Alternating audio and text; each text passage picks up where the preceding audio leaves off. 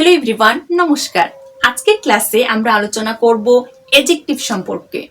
এই এডজেক্টিভ আসলে কি? দেখুন, ইংরেজিতে কথা বলা আমাদের অনেকেরই একটা দীর্ঘদিনের স্বপ্ন। আর যদি আপনি এই স্বপ্নটাকে সত্যি করতে চান, তাহলে কিন্তু আজকে থেকেই শুরু করে দিতে হবে ইংরেজি শেখাটা। আর যদি আপনি ইংরেজিতে ফ্লুয়েন্টলি কথা বলতে চান, তাহলে কিন্তু ইংরেজি গ্রামার জানাটা খুবই দরকার। তার মধ্যে ইংরেজি গ্রামার তো অনেক কিছু আছে, কিন্তু তার মধ্যে এই যে এডজেক্টিভ বলছি, এই এডজেক্টিভের যে চ্যাপ্টারটা আছে সেটা কিন্তু খুব ইম্পর্টেন্ট, সেটা আমাদেরকে জানতে হবে। এবার এডজেক্টিভ সম্পর্কে যেহেতু আলোচনা করব বলেছি, সেহেতু সবচেয়ে প্রথমে আমাদের এই জিনিসটা জানা দরকার যে আসলে এই এডজেক্টিভ ব্যক্তিটা কে, এডজেক্টিভ কোথা থেকে এসছে, সেটা আমাদেরকে সবচেয়ে প্রথমে কিন্তু জানতে হবে। আমি ক্লাসের শুরুতে তোমাদেরকে কয়েকটি কথা বলবো। যেমন আমরা প্রত্যেকেই জানি যে কয়েকটি বর্ণ বা লেটার মিলে এক একটা শব্দ তৈরি হয়। যেমন এ, বি, সি, ডি, ই, এফ থেকে শুরু করে জেড পর্যন্ত। এগুলো সব কি? এগুলো হচ্ছে এক একটা লেটার বা বর্ণ। আমরা জানি লেটার এর অর্থ হচ্ছে বর্ণ, তাই তো? এবারে কয়েকটি বর্ণ মিলে কি হয়? একটা শব্দ তৈরি হয়। যেমন ধরো আমি এ দিয়ে একটি শব্দ লিখলাম অ্যাপল। এখানে অ্যাপল শব্দে কয়টি বর্ণ আছে দেখো, 1 2 3 4 5, মানে মোট 5টি লেটার মিলে কিন্তু ওই অ্যাপল শব্দটি তৈরি হয়েছে। ঠিক আছে? তো ABCDEFGH এগুলোকে বলে লেটার, এবং কয়েকটি লেটার মিলে তবেই কিন্তু একটা শব্দ তৈরি হয়। এবার কয়েকটি শব্দ মিলে কি তৈরি হয়? কয়েকটি শব্দ মিলে কিন্তু একটা বাক্য তৈরি হয়। যেমন আমি বললাম I eat an apple every day। তার মানে কি? I eat an apple every day মানে আমি প্রত্যেকদিন একটি আপেল খাই। এখানে এই পুরো বাক্যের মধ্যে দেখো তো কয়টি শব্দ আছে? 1 2 3 4 5। এখানে কিন্তু মোট এই 5টি শব্দ মিলে তবে কিন্তু এই পুরো বাক্যটি তৈরি হয়েছে। তার মানে আমরা শিখলাম যে অনেকগুলো লেটার আছে, কয়েকটি লেটার মিলে একটি শব্দ তৈরি হয়, এবং কয়েকটি শব্দ মিলে কিন্তু একটি পুরো বাক্য তৈরি হয়। এবার এই কয়েকটি শব্দ মিলে যে একটি বাক্য তৈরি হয়েছে, ইংরেজি গ্রামারের ভাষায় একে বলা হয় পার্টস অফ স্পিচ। ঠিক আছে? পার্ট অফ স্পিচ এর বাংলা হচ্ছে বাক্যের অংশ। ঠিক আছে? এবার এই যে পার্ট অফ স্পিচ দেখতে পাচ্ছ, এই পার্টস অফ স্পিচকে কিন্তু 8 ভাগে ভাগ করা যায়। মানে পার্ট অফ স্পিচের মোট 8টি প্রকার আছে। এগুলি কি কি? এগুলি হচ্ছে noun, pronoun, adjective, verb, adverb, preposition, conjunction এবং ইন্টারজেকশন। তো যেহেতু আমি প্রথমেই বলেছি যে আজকের ক্লাসের আমাদের মূল আলোচ্য বিষয় হচ্ছে অ্যাডজেক্টিভ, সেহেতু আমরা বিশেষ করে অ্যাডজেক্টিভ সম্পর্কে আলোচনা করব। এবার কথা হচ্ছে, যদি অ্যাডজেক্টিভকে আপনি ভালোভাবে শিখতে চান, তাহলে আপনাকে খুব ভালোভাবে কিন্তু আগে বুঝতে হবে যে নাউন কি এবং প্রোনাউন কি। প্রথমে আমি নাউন এবং প্রোনাউন সম্পর্কে একটু বুঝিয়ে দিচ্ছি। দেখো, নাউন হচ্ছে যে শব্দ কোনো কিছুর নাম বোঝায়। যে শব্দ কোনো কিছুর নাম বোঝায় তাকে বলা হয় কি বলা হয়? নাউন। মানে যে শব্দের দ্বারা কোনো কিছুর নাম বোঝায়। যেমন ধরো এখানে আমি আপনাদের সামনে দাঁড়িয়ে আছি, তো আমি কি? একটা মেয়ে। তো মেয়ে মানে কি? গার্ল। আমার হাতে কি আছে? কলম। কলম মানে হচ্ছে পেন। এটা আমি কিসের মধ্যে লিখছি? এটা হচ্ছে একটা বোর্ড। তো বোর্ড কি? বোর্ড হচ্ছে কিন্তু একটা নাউন। তারপরে আমি এখন একটা ঘরে আছি, তো বলতে পারি হোম। হোম হচ্ছে একটি নাউন। তারপর যেমন আমাদের উপরে কি আছে? আকাশ আছে। আকাশ মানে কি? স্কাই। স্কাই হচ্ছে একটা নাউন। বাতাস, ইয়ার। তারপর পাহাড়, হিল। তারপর নদী, রিভার। এগুলি কি? এগুলি হচ্ছে সব এক একটা নাউন, কোনো কিছুর নাম। যেমন ধরো রাম, শ্যাম। হ্যাঁ, এগুলি কি? এগুলো হচ্ছে একটা ব্যক্তির নাম। তো যে কোনো কিছুর নাম বোঝালেই কিন্তু সেটা হয়ে যায় নাউন। ঠিক আছে? এবার আমরা জানবো যে প্রোনাউন কি। সেটা কিন্তু আরো বেশি ইম্পর্টেন্ট, একটু মনোযোগ দিয়ে বোঝার চেষ্টা করো। দেখো, প্রোনাউন কে বাংলাতে কি বলা হয় জানি? বাংলাতে বলা হয় সর্বনাম। এবার প্রোনাউন কি? দেখো, যে শব্দ কোনো নাউন এর পরিবর্তে ব্যবহার হয় তাকে প্রোনাউন বলা হয়। প্রোনাউন বলা হয়। এবার একটু মনোযোগ দিয়ে বোঝার চেষ্টা করো। আমি একটু আগে বলেছিলাম যে যে শব্দ মানে কোনো কিছুর নাম বুঝালেই সেটা কি হয়? নাউন। আর এখানে বলেছি যে যে শব্দ এই নাউনের পরিবর্তে, এই জায়গাটা মনে রাখবে, যে শব্দ কোনো নাউনের পরিবর্তে ব্যবহার হয় সেই শব্দকে বলা হয় প্রোনাউন। প্রোনাউন কোনগুলি আমি এখানে উদাহরণ লিখে দিচ্ছি, যেমন I, you, we, they, he, she, her, his, him, তারপরে ধরো দিস, হ্যাঁ, দ্যাট, তারপরে ধরো সামওয়ান, সামবডি, এগুলি সব হচ্ছে কিন্তু এক একটা প্রোনাউন। এখন যখন আমরা মানে সেন্টেন্স দিয়ে বোঝানোর চেষ্টা করব, সেখানে দেখবে যে এই প্রোনাউনগুলি কিভাবে কোনো নামের পরিবর্তে ব্যবহার হয়। যেমন আমি লিখলাম যে গীতা ইজ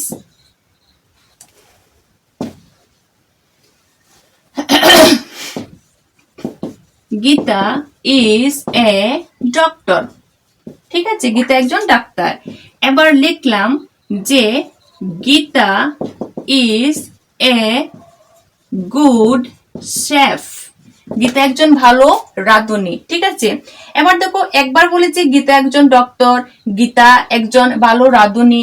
তারপর যদি আবার বলি যে Gita is a good girl also. Gita is a good girl also, তার অর্থ হচ্ছে গীতা একটি ভালো মেয়েও। এবার তোকে যে বারবার গীতা সম্পর্কে বলছি এবং বারবার গীতা নামটাকে উচ্চারণ করছি, অ্যাকচুয়ালি কিন্তু সেটা শুনতে আমাদের ভালো লাগছে না। এবার যদি প্রথমবার বলেছি যে Gita is a doctor, Gita একজন ডাক্তার, পরের বাক্যতে আমরা Gita is a good chef না বলে যদি এখানে আমরা গীতার জায়গায় শি বলি, তাহলে কি হয়? She is a good chef, সে একজন ভালো রাঁধুনি। তার পরের বাক্যে গীতা না লেখে যদি শি লিখি, she is a good girl also, সে একটি ভালো মেয়েও। ঠিক আছে, তো যখনই আমরা এই নাউন বা নাউনের পরিবর্তে আমরা শি ব্যবহার করেছি, এই শি আসলে কি? এই শি হচ্ছে আসলে একটা প্রোনাউন। তো নামের পরিবর্তে যখনই যে শব্দ ব্যবহার হবে সেটা হয়ে যাবে প্রোনাউন। রাইট? বোঝা গেছে? প্রশ্ন থাকলে আমাকে অবশ্যই কমেন্ট সেকশনে লিখে জানাবেন।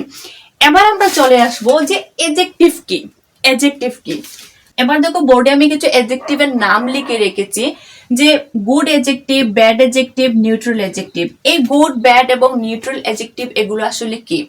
দেখো প্রথমে আমি যে কথা বলবো যে যে ওয়ার্ড, কোনো ওয়ার্ড মানে শব্দ, হ্যাঁ, তো যে ওয়ার্ড কোনো নাউন বা প্রোনাউন এর দোষ, গুণ, অবস্থা, সংখ্যা, হ্যাঁ, পরিমাণ, আয়তন ইত্যাদি বোঝায় তাকে অ্যাডজেক্টিভ বলে। কি লিখেছি দেখো, যে ওয়ার্ড কোনো নাউন বা প্রোনাউন এর, এই জিনিসটা মনে রাখবে, যে ওয়ার্ড কোনো নাউন বা প্রোনাউন এর দোষ, গুণ, অবস্থা, সংখ্যা, পরিমাণ, আয়তন ইত্যাদি বোঝায় তাকে অ্যাডজেক্টিভ বলে। যেমন আমি উদাহরণ হিসাবে প্রথমে লিখছি, গৌরব ইজ এ ইন্টেলিজেন্ট বয়। গৌরব হচ্ছে একটা খুবই বুদ্ধিমান ছেলে। এবার গৌরব কি? গৌরব হচ্ছে নাউন, রাইট? বয় শব্দটি কি? বয় শব্দটি হচ্ছে নাউন। এবার যখন আমরা গৌরবের সম্পর্কে একটা ভালো জিনিস বলছি, যে গৌরব কি ধরনের ছেলে? গৌরব হচ্ছে একজন ইন্টেলিজেন্ট বা বুদ্ধিমান ছেলে, তাই তো? তো এখানে গৌরবের কিন্তু একটা ভালো গুণের কথা বোঝাচ্ছে। তো যখনই কোনো নাউনের কোনো গুণের কথা বোঝাচ্ছে, এই যে আমি বলেছি সংজ্ঞাতে যে ওয়ার্ড কোনো নাউন বা প্রোনাউনের দোষ, গুণ, এখানে ইন্টেলিজেন্ট কি? ইন্টেলিজেন্ট হচ্ছে একটা গুণ। তো এখানে আমরা গৌরব নাউনের একটা গুণের কথা বলছি, তো এখানে ইন্টেলিজেন্ট শব্দটি কিন্তু হয়ে গেল একটা এডজেক্টিভ। ঠিক আছে, তারপরে যেমন আমি লিখি যে আই এম টায়ার্ড। এখানে টায়ার্ড শব্দটি কি বলতো, টায়ার্ড, এখানে টায়ার্ড হচ্ছে কিন্তু একটা অ্যাডজেক্টিভ। কারণ আমি যখনই বলেছি আই, এখানে আই কি, আই হচ্ছে একটা কি বলতো প্রোনাউন, তাই তো, আই হচ্ছে প্রোনাউন।